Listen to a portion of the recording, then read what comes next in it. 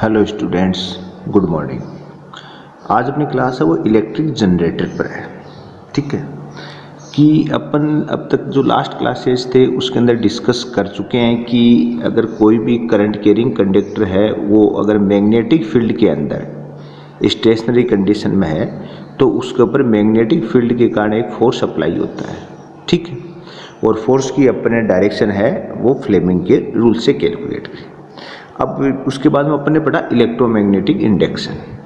Electromagnetic induction के अंदर अपन ने ये चीज़ की कि अगर वेरिएबल मैग्नेटिक फील्ड है, वेरिएबल मैग्नेटिक फील्ड है तो उसमें करंट कैरिंग अगर कोई भी कोयल है या फिर कोई वायर है तो उसके अंदर एक करंट इंड्यूस्ड हो जाती है, फ्लो होती है। रीजन अपन ने कि उसका इलेक्ट्रोमैग्नेटिक इंडक्शन था। उसी पर बेस्ड है इलेक्ट्रिक जनरेटर। इलेक्ट्रोमैग्नेटिक इंडक्शन जो अपना है, अगर जो ये क्लास देख रहे हैं तो उससे अपने पहले वाले इलेक्ट्रोमैग्नेटिक इंडक्शन क्लास जरूर देखें तो आपको ज़्यादा क्लियर होगा कि इलेक्ट्रिक जनरेटर की वर्किंग किस टाइप से है। ठीक है, अब देखो इलेक्ट्रिक जनरेटर है, एक पढ़ी थी अपने इलेक्ट्रिक मोटर। इलेक्ट्रिक मोटर थी वो इलेक्ट्रिसिटी मतलब electric energy converted to mechanical energy. उसके अंदर अपन इलेक्ट्रिकल एनर्जी थी उसको अपन किस में चेंज कर रहे थे, मैकेनिकल एनर्जी में। और यहाँ पर इलेक्ट्रिक जनरेटर है, रियलिटी में ये क्या है कि ये मैकेनिकल एनर्जी है उसको किस में कन्वर्ट करेगी, ये इलेक्ट्रिक एनर्जी में। अपने जो घरों में जो भी लाइट यूज हो रही है, जो इलेक्ट्रिसिटी अपने को सप्लाई मिलती है, वो सब के लिए उनका सोर्स कौन है, इलेक्ट्रिक जनरेटर। ठीक है, तो अपन कह सकते हैं इलेक्ट्रिक जनरेटर की डेफिनेशन क्या होगी, अपन कहे इन एन डिवाइस या फिर डिवाइस की बजाय अपन कहें इन एन इलेक्ट्रिक की बात करें, इलेक्ट्रिक जनरेटर, इस पर डिवाइस की बजाय इसका वर्ड यूज कर लिया अपन, in an electric generator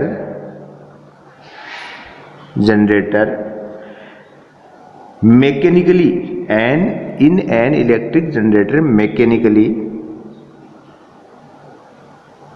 mechanical energy is use to देखो मैकेनिकल एनर्जी का क्या यूज करेंगे अपन, रोटेट करेंगे उससे इलेक्ट्रिसिटी बनेगी। Use to rotate a conductor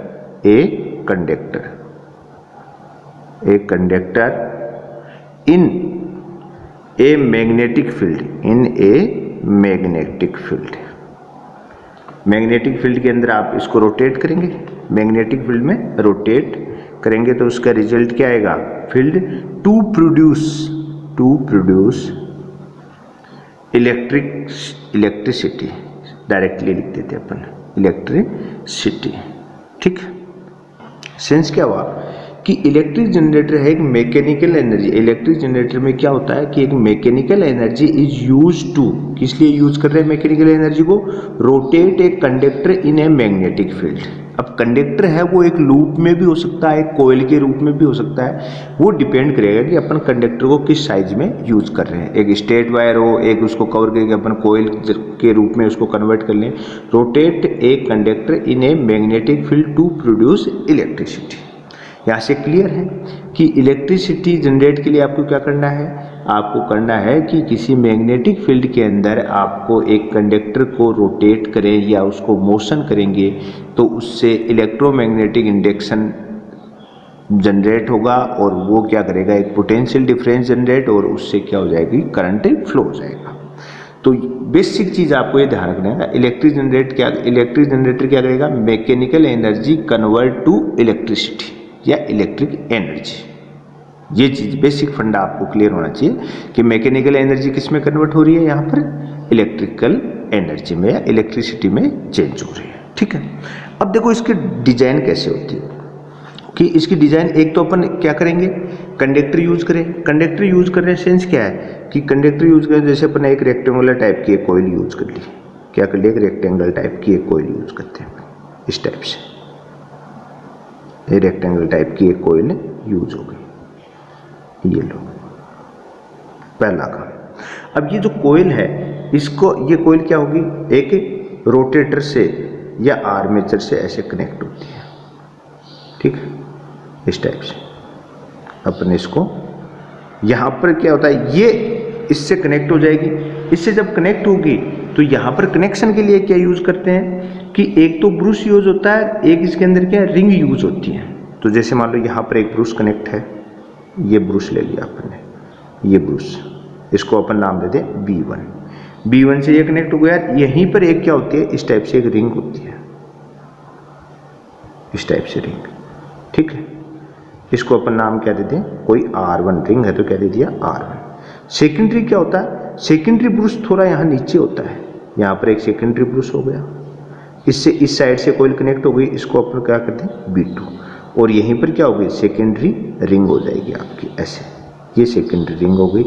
इसको अपन ने नाम क्या दे दिया R2, ये हो गई R2, ये हो गया आपका R1। और इसको यहाँ से फिर क्या हो जाता है, ये कोई गैल्वेनोमीटर के साथ कनेक्ट कर देंगे, इसके साथ क्या कनेक्ट कर देंगे, गैल्वेनोमीटर, ये यहाँ से अपन ने इसको साथ। तो ये आपके रेक्टेंगुलर, इसको मान लो नाम डिनोट करते हैं ABCD, ठीक है। तो ये तो हो गया आपका क्या, कंडक्टर, ये तो क्या हो गया कंडक्टर। सेकेंडरी ये किस में होना चाहिए, मैग्नेटिक फील्ड। तो यहाँ पर एक हेवीली मैग्नेटिक फील्ड रखते हैं, तो ऐसे एक मैग्नेटिक फील्ड जनरेट हुआ है, तो ये कोई N पोल ले लिया और ये कोई S पोल ले लिया, ये मैग्नेटिक फील्ड जनरेट होगा। तो आप इसमें कह सकते हैं कि R1 और R2 कौन है, आप कहेंगे रिंग, ये कौन है, रिंग। B1 B2 ये हो जाएंगे ब्रूश, ये हो जाएंगे ब्रूश। और ABCD ये कौन है, रेक्टेंगुलर कॉइल, ये आपका कंडक्टर है। तो इसको अपन क्या दे नाम दे दें, रेक्टेंगुलर कॉइल, रेक्टेंगुलर कॉइल। अब देखो रियलिटी क्या होती है कि और N और S को अगर अपन बात करें, N और S, तो ये क्या है, मैग्नेटिक पोल। तो two poles of permanent magnet, permanent magnet, ये चीज होगी। अब देखो रियलिटी में क्या है कि अब यहां से अपन जो अपन बेसिक बात करी थी मैकेनिकल एनर्जी क्या होता है, ये जो कोयल है आपकी, इस कोयल का ये एक्स ले लो आप ऐसे, इस कोयल को यहाँ से इसको रोटेट किया जाता है, ये इसके साथ आपके एक्सेस के साथ, ये एक्सेल के साथ कनेक्ट है, तो इसको आप ऐसे रोटेट करेंगे तो ये कोयल इस पर ऐसे रोटेट होने लगेगी। जब ये कोयल रोटेट होगी तो जो मैग्नेटिक फील्ड लाइन, इसके रोटेशन से क्या होगा, जो मैग्नेटिक फील्ड लाइन, आप जानते हैं मैग्नेटिक फील्ड लाइन की डायरेक्शन मैंने आपको क्या बताई थी, N2S। तो आउटर में N2S ऐसे आपकी मैग्नेटिक फील्ड लाइन है। तो ये आपकी कोयल जैसे जैसे ऐसे रोटेट होगी, तो बताओ इसका एक्स एंगल क्रिएट करेगा 0 to 360। भाई अगर आप जैसे मान लो ये आपको कोयल ले लो, तो ये क्या हो गया आपका, ये फिर ऐसे ऐसे रोटेशन करोगे आप, ऐसे ऐसे ऐसे। तो इसका सेंस क्या होगा कि ये जैसे जैसे आपकी ये रोटेट होगी आपकी ये कोयल, तो रोटेशन से क्या होगा कि इसका थीटा चेंज होगा। थीटा चेंज होगा तो उससे इफेक्ट क्या आएगा या उसका रिजल्ट क्या आएगा कि जो मैग्नेटिक फील्ड लाइन आपकी north pole to south pole pass हो रही हैं, वो इस कोयल से पास होने में उनकी क्वांटिटी में, उनके मैग्नीट्यूड में चेंज आएगा। ठीक है, जैसे चेंज हुआ तो जब मैग्नेटिक फील्ड लाइन जो आपकी कोयल से पास होनी है, उनकी वैल्यू में चेंज आ रहा है, उनके मैग्नीट्यूड में चेंज आ रहा है, तो उसका सेंस क्या है कि कोयल से पास मैग्नेटिक फील्ड, कोयल से पास मैग्नेटिक फील्ड चेंज हो रहा है। और जब मैग्नेटिक फील्ड चेंज होगा तो कौन सा कंसेप्ट लगेगा आपको यहाँ पर, electromagnetic induction. Electromagnetic induction concept apply करते ही इसके अंदर एक पोटेंशियल डिफरेंस क्रिएट हो जाएगा। इलेक्ट्रोमैग्नेटिक इंडक्शन कंसेप्ट अप्लाई हुआ और इसमें क्या हुआ, एक पोटेंशियल डिफरेंस क्रिएट हो जाएगा, वोल्टेज डिफरेंस क्रिएट हुआ, तो उसके कारण क्या होगा, आपके इस कोयल के अंदर एक करंट फ्लो होने लगेगी, ऐसे करंट फ्लो हो जाएगी। ठीक है, और जैसे करंट फ्लो होगी तो आप सर्किट में किसको आपने कनेक्ट कर रखा है, गैल्वेनोमीटर। और मैंने कहा था गैल्वेनोमीटर क्या है, एक इलेक्ट्रिकल इक्विपमेंट है जो क्या करता है, करंट की डायरेक्शन को आपको डिनोट करेगा और आप इसके अंदर मेजरमेंट भी कर सकते हैं, करंट का क्या कर सकते हैं, मेजरमेंट भी कर सकते हैं। तो ये जो रोटेशन, जब कोयल रोटेट होती है तो इसका क्या होती है, 0 डिग्री टू 360 डिग्री, एक राउंड में कितने एंगल क्रिएट कर लेगी, 0 to 360 डिग्री। अब जैसे ये एंगल चेंज होता जाएगा और आपका मैग्नेटिक फील्ड है उसकी वेरिएशन या मैग्नेटिक फील्ड लाइन जो पास थ्रू हो रही है क्रॉस थ्रू आउट किससे हैं, कॉइल से, उनकी वैल्यू में चेंज होगा, उससे इलेक्ट्रोमैग्नेटिक इंडक्शन वाला कंसेप्ट अप्लाई होगा और इसके अंदर एक करंट इंड्यूस्ड हो जाएगी। ठीक है, ये होता है। अब देखो यहाँ पर क्या है कि आपको इस जो रेक्टेंगुलर कोयल है या इस आर्मेचर को आप रोटेट करना चाहते हैं, इसको मैकेनिकल एनर्जी अप्लाई करना चाहते हैं। अब आप भी जानते हो इसको घुमाने के लिए मैकेनिकल एनर्जी तो चाहिए, भाई रोटेट कैसे होगा। तो मैकेनिकल एनर्जी में क्या हो सकता है कि अगर आपकी हिम्मत हो तो आप खुद स्वयं अपने हाथ से घुमा लो, लेकिन आप भी जानते हैं कि इंडस्ट्रियल लेवल है, आपको बहुत ज़्यादा करंट चाहिए, उस कंडीशन में ऐसा पॉसिबल नहीं है। इस कारण आपने पढ़ा होगा कि आप जानते हैं कि इलेक्ट्रिसिटी के लिए क्या है, थर्मल पावर प्लांट होते हैं, nuclear power plant, wind power plant, coal power plant के रूप में पढ़ा होगा आपने, विंड वाले अपने हाइड्रो पावर प्लांट। उन सब के अंदर क्या होता है, जैसे हाइड्रो पावर प्लांट है उसके अंदर मैकेनिकल एनर्जी कौन करता है, आपका वाटर अप्लाई करता है। कोई भी हाइट से अगर वाटर यहाँ पर फॉल डाउन हो रहा है और इस पर गिरेगा तो एक मैकेनिकल एनर्जी क्या वो क्या करेगी, इसको रोटेट कर देती है।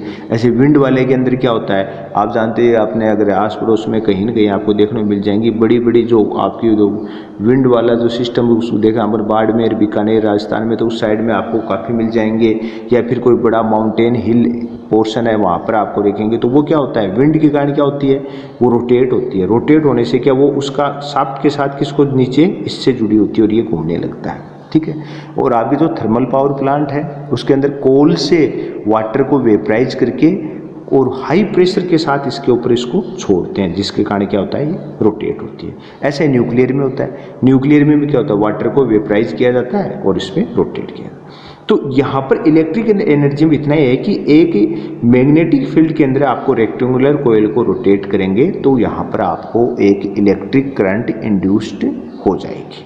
ये बेसिक कंसेप्ट है। इसी के ऊपर अपने जो जनरेटर है आपके, या फिर आपने देखा होगा कि अपने गाड़ियों में जो बैटरी चार्जिंग का सिस्टम होता है, इन सब के अंदर ये छोटे आर्मेचर ही होते हैं, इलेक्ट्रिक जनरेटर होते हैं, वो स्मॉल लेवल के होते हैं, 5 वोल्ट का, 10 वोल्ट का, 100 वोल्ट का। और अपने जो घरों में सप्लाई होते हैं उनके लिए बड़े पावर प्लांट होते हैं। तो घरों में जो अपने सप्लाई आती है उसके अंदर क्या होता है, उसके अंदर होता है अपनी जो यहाँ पर इंडिया में अपने जो सप्लाई आती है वो होती है AC। घरों में कौन सी करंट सप्लाई आती है, AC। तो ये आप जो अपन पढ़ रहे हैं वो कौन सा है, अल्टरनेट करंट जनरेटर है, ये AC जनरेटर है। यहाँ पर अल्टरनेट करंट जनरेटर है। AC करंट आता है उसके इस टाइप से होता है वेव फॉर्म, देखो AC का वेव फॉर्म इस टाइप से होता है, ऐसे। AC अल्टरनेट करंट है जो आपके घरों में अपने सप्लाई आती है, उसका वेव फॉर्म इस टाइप से होता है। देखो फ्लिक्चुएशन होता है, जैसे 0 हाई, 0 माइनस में हाई, फिर 0, ये ऐसे फ्लिक्चुएट होती है। ठीक है, इस कारण अपने घरों में कई बार कहते हैं भाई लो वोल्टेज है या हाई वोल्टेज है। रीजन क्योंकि अपने घरों की जो सप्लाई है, अपने इंडस्ट्रीज में सप्लाई है वो कि कौन सी होती है, इलेक्ट्रिसिटी जो कौन सी है वो क्या है, अल्टरनेट AC करंट होती है।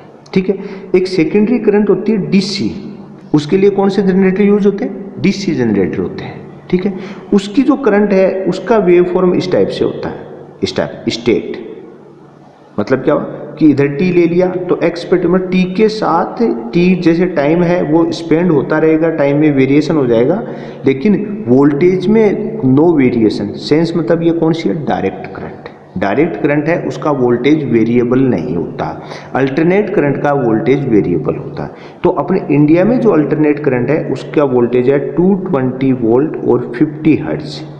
अपने करंट जो AC करंट आती है इंडिया में कितना आती है, 220 वोल्ट और 50 हर्ट्ज। इस कारण आप कोई भी इलेक्ट्रिक इक्विपमेंट को अगर आप कभी ध्यान से देखेंगे तो उसके ऊपर आपको ये जरूर मिलेगा।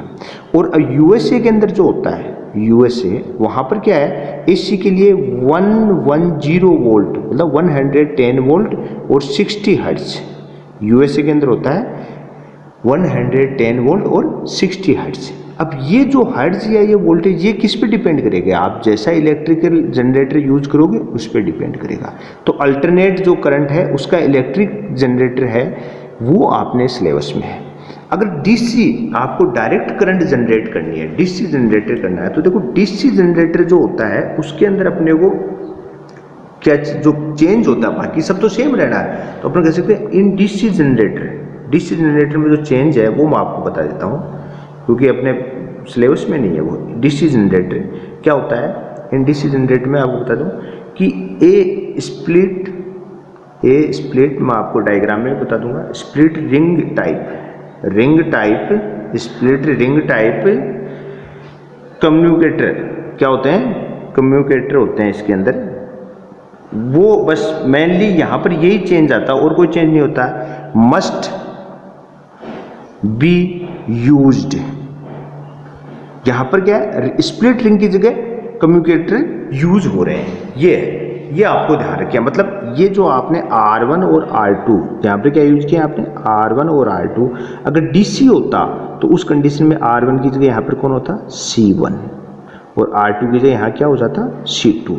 ये इस टाइप के होते हैं कि जैसे ही आपका ये रोटेट करेगा, ये क्या करेगा, रोटेट करेगा, तो रोटेशन के साथ क्या होगा कि ये भी अपनी पोजीशन चेंज कर लेते हैं। भाई इसमें तो रोटेट होता है, ये चिपके हुए हैं, यहाँ पे कोई पोजीशन चेंज नहीं होगी, तो ये तो इसके साथ रोटेट होती है रिंग तो।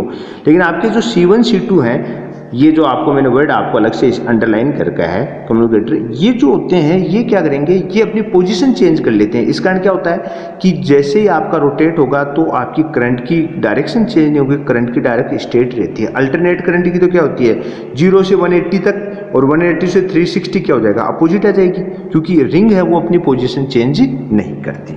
तो ये चीज़ है आपके अल्टरनेट इलेक्ट्रिक जनरेटर। मतलब इलेक्ट्रिकल जनरेटर का क्या है कि मैकेनिकल एनर्जी को किस में कन्वर्ट करेगा, इलेक्ट्रिसिटी।